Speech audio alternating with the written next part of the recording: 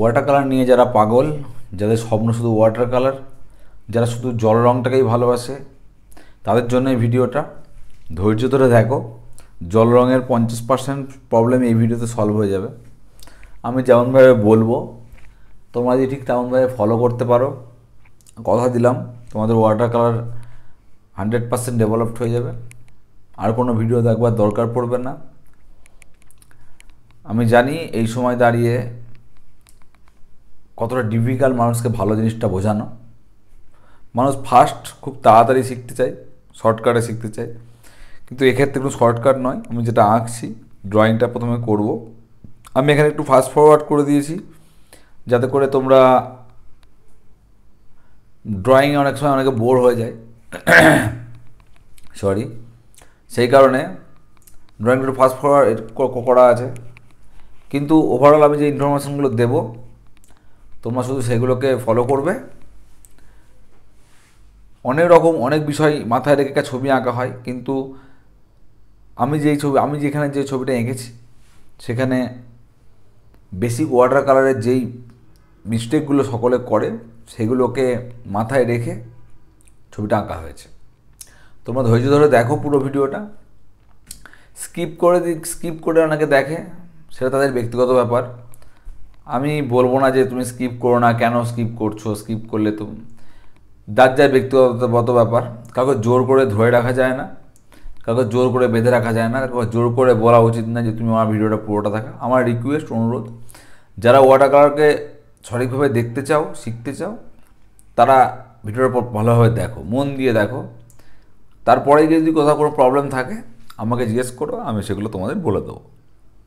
তো ড্রয়িংটা মোটামুটি করে নিয়েছি, এখন আমার কালার করার পালা।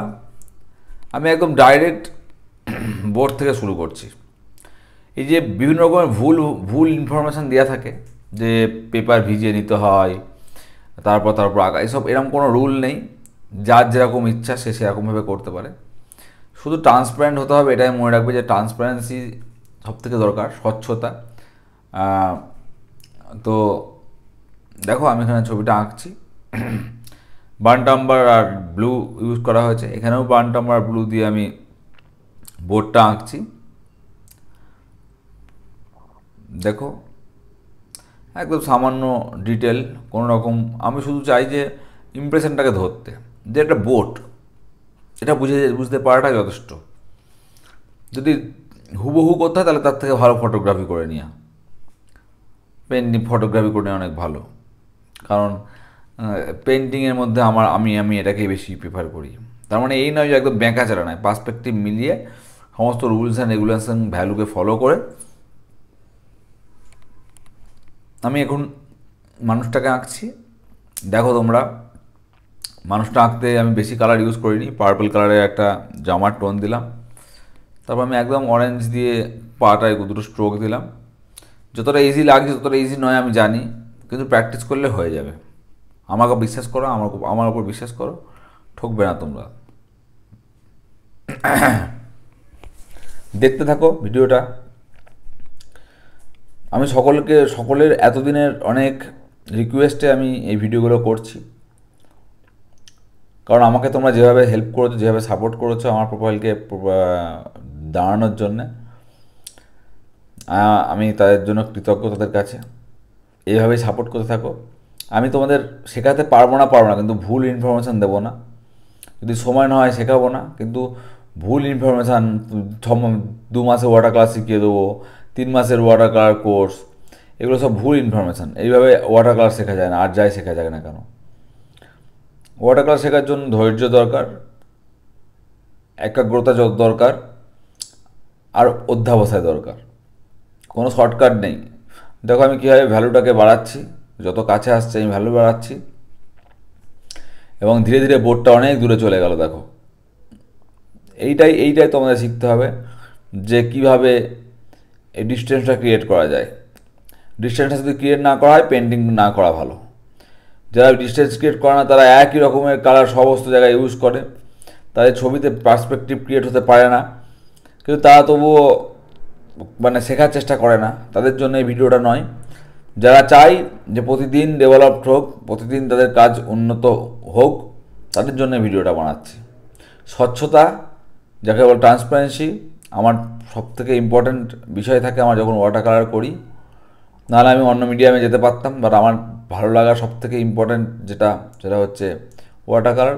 এবং এই ওয়াটার কালার করতে এসে আমার মনে হয়েছে স্বচ্ছতাই ওয়াটার কালারের সবথেকে বড় প্রিন্সিপাল, আমার সেটাকে ফলো করা উচিত। এবং আমার সঙ্গে যারা আছে, যারা আমার সাথে কাজ করে, আমার যত স্টুডেন্ট আছে ভারতবর্ষের বাইরে যেখানেই হোক, তাদেরকে আমি একটা কথা সকলকে বলি, পরে ফিউচারে গিয়ে তোমরা নিজেদের স্টাইল তৈরি করো, বাট প্রথম যে শুরুর দিকে এই বেসিক ইনফরমেশানগুলো তোমার কাছে থাকা দরকার যে কীভাবে ওয়াটার কালারটা করা উচিত। প্রথমে শুরুর দিকে ভাঙার সময় সারা জীবন পাবে, গড়ার সময় কিন্তু এখন। এই গড়ার সময়টাই এক্সপেরিমেন্ট করা নয়, এক্সপেরিমেন্ট করার সময় আসবে, তার আগে তার বেসিক ইনফরমেশানগুলো তোমার কাছে সঠিকভাবে থাকুক, এটাই আমার রিকোয়েস্ট।